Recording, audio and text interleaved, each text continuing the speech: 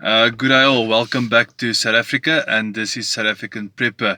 So, quite recently, one of our viewers calls himself Quagga. So, Quagga, for those who doesn't know, it's a very old breed of zebra that actually went extinct, I think in the late 60s, maybe 70s somewhere. So Quagga, this is for you. So I want to talk to you and we can have a discussion in the comment section about this. It's about bug out bags. So we've been preparing for many years now. And when you start out preparing, one of the big things that people tend to focus on is bug out bags. And then what tends to happen is you go and buy a whole lot of gadgets and a lot of fancy things, and you want to then fill up your bug out bag. So in order for us to understand what a bug out bag is, we first need to look at what is a bug out bag used for. Right, so I would reckon the definition for a bug out bag will be a bag that you can easily grab, okay, and put on your shoulders in the event that you can actually not evacuate or leave your home or leave your vehicle fast enough to carry all of the rest of your preparedness stuff with. So it's essentially, let's call it a survival pack. So over the years, we have, as a family, each of our family members do have a bug out bag, and we found out over the years that we keep on putting stuff into these bags, and you get to a point where these bags just become utterly too heavy or too big, and it becomes a problem. So this is our personal experience, what we've done. So each of my family members do have a bug out bag. So myself and my wife, so the two adults and then the two kids. And obviously the objective of these bags are to give you something which you can live off for a small period of time. So I would say not more than 3 days. A bug out bag can also be used for when you have relocated to a strategic area. You can use those bags to then do reconnaissance or go out for 1 or 2 days to make sure your area is safe. So a bug out bag is not for permanent survival. It is for very short durations of time. 1 day, 2 days, I would say maximum 3 days. Okay, so I want to share with you what we do, what works for us. There's a whole lot of YouTube videos about bug out bags. I personally think they get too fancy. We tend to be simple-minded if it comes to these things. So what we do have is we have a maximum of a 25 to 30 liters bag that we use for a bug out bag. We use black bags mostly. And the reason for that is if you use a camouflage bag, immediately people start asking questions. So even a navy blue bag might work, or a green bag, but we've decided on the black because you can camouflage a black bag in a shady spot and it doesn't look so conspicuous. Okay, so a 25 to 30 liter bag. And then we've started off with the basic things. So number one is clothing. So what we've done is we've invested some money on a very good jacket that goes into that bag. So a jacket that will keep you warm. Okay, so if you live in North America or in Europe, you need to go buy a jacket that actually suits your area. So we went and we bought expensive jackets that will help us during the winter time in South Africa. And then a long pair of pants, okay, cargo pants. Again, we don't buy camouflage stuff because you will stand out, but we do tend to go for the khaki colors or the blue colors, which is good camouflage in itself as well. And then underwear. So underwear for men is different than for women, but we put into these bags one pair of underwear, so one pair of very good socks, okay, and then one pair of underwear down there for men, and then for the ladies as well. So that covers the clothing part.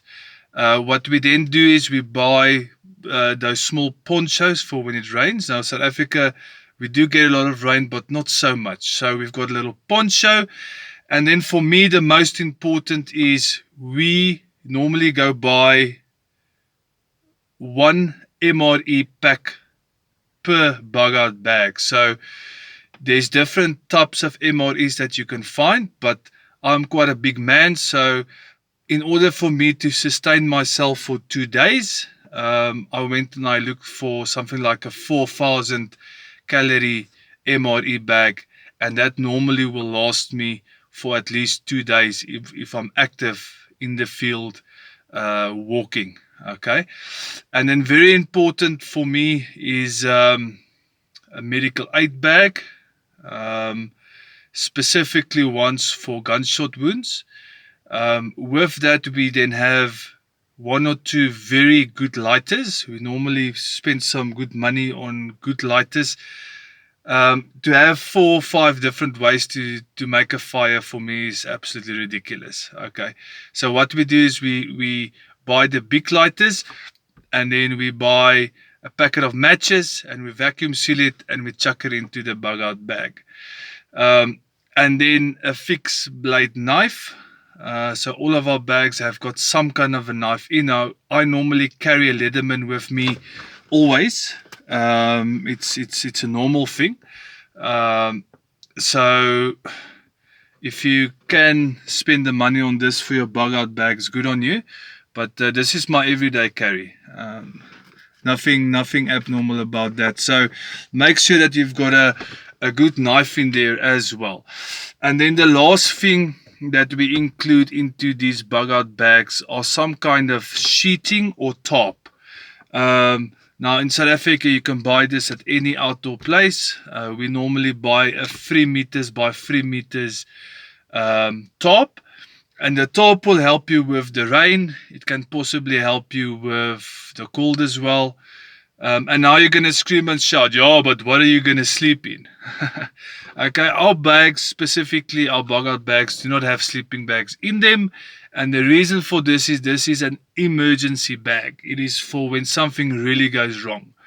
And then the last thing, me being the protector of the family, we do have some pew-pew seats as well inside of my bag and the wife's bag.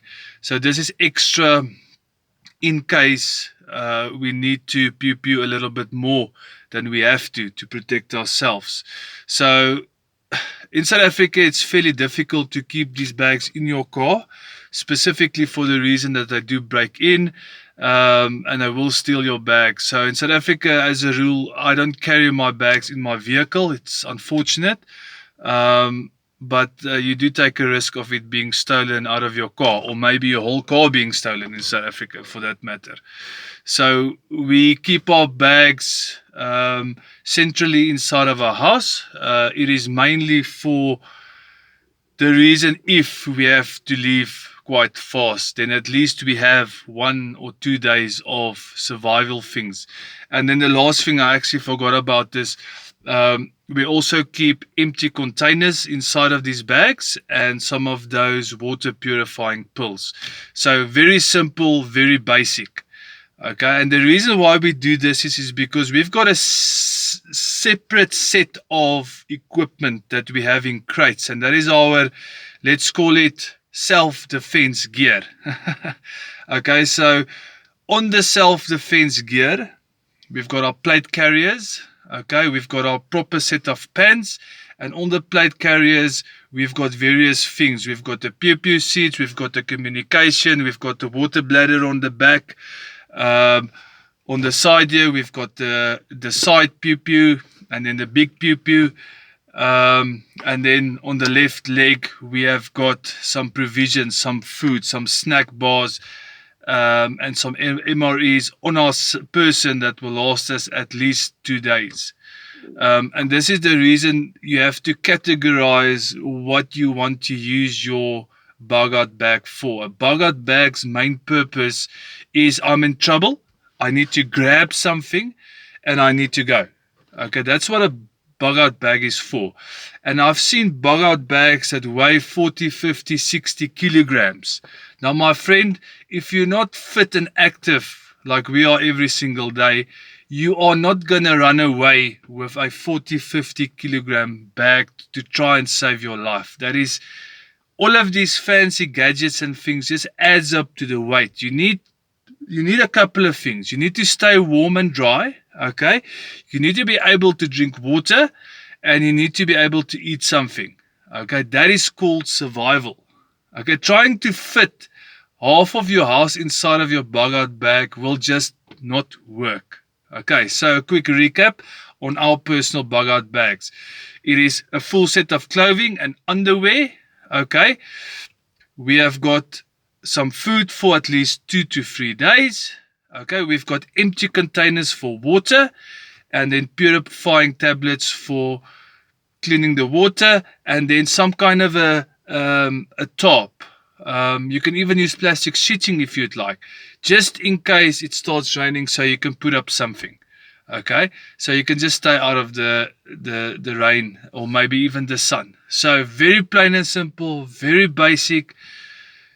To go fancy, half of these fancy gadgets and toys don't even work half of the time, and if you use them out in the field every single day, they tend to break. Okay, and then the last thing is the pew-pews, the self-defense ones. Okay, now we carry every single day. Okay, so self-defense pew-pew, you need to always have extras of these. Very important. This is South Africa. Prepper, please like, share and subscribe.